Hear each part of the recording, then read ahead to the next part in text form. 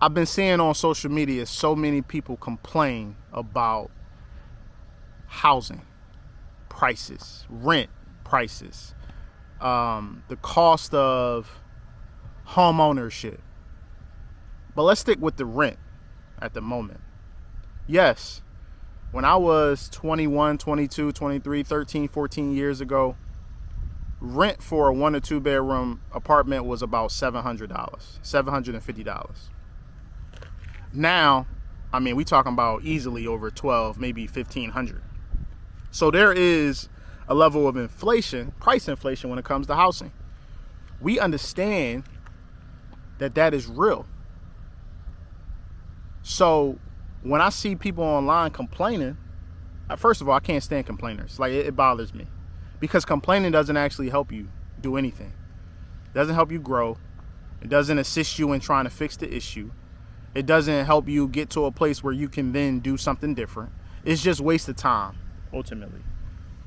So what's important here is not complaining. Stop complaining, first and foremost. Secondly, think about solutions, right?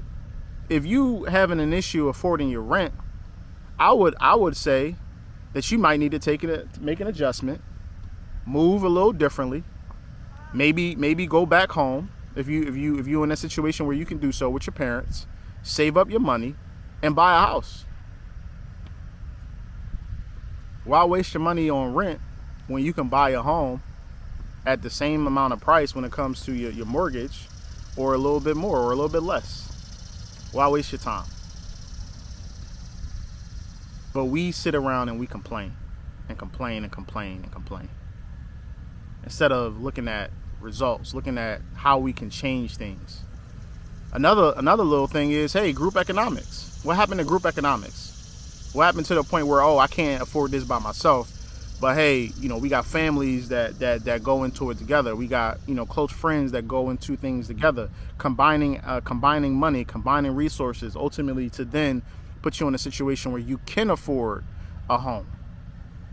Or you house hack and you get a roommate or two to where you then can elevate yourself within a 2 to 3 year span within that household, because everybody's pouring their money together to ultimately advance themselves long term.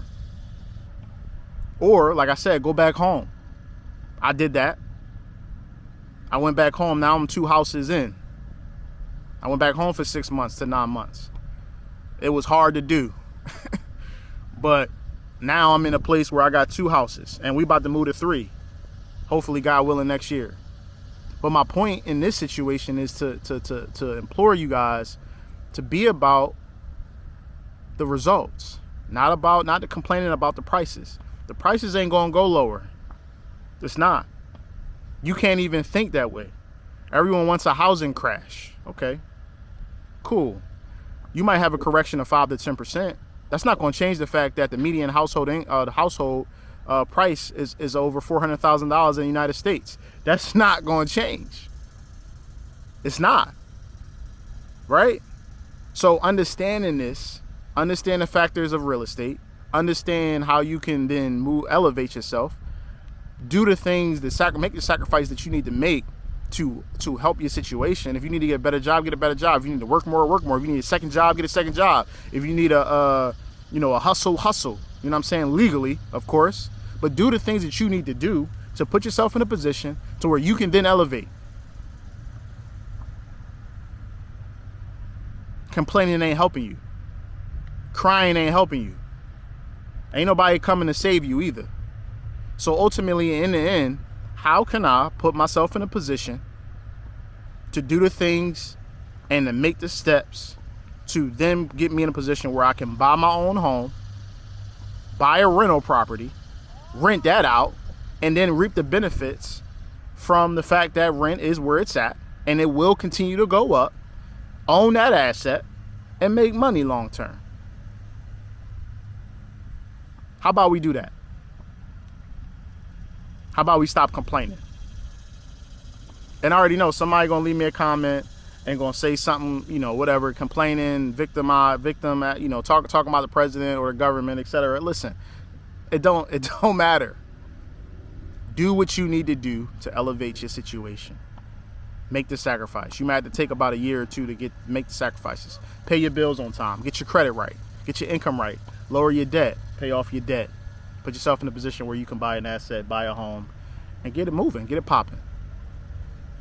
Appreciate you guys. I love you guys, man. Tap into the channel. Hit the like button. Subscribe. Leave me a comment. Share this with someone that needs to hear it. I love you guys. I appreciate y'all. This is Antoine Small's Financial Blueprint. I'm out. Have a good day.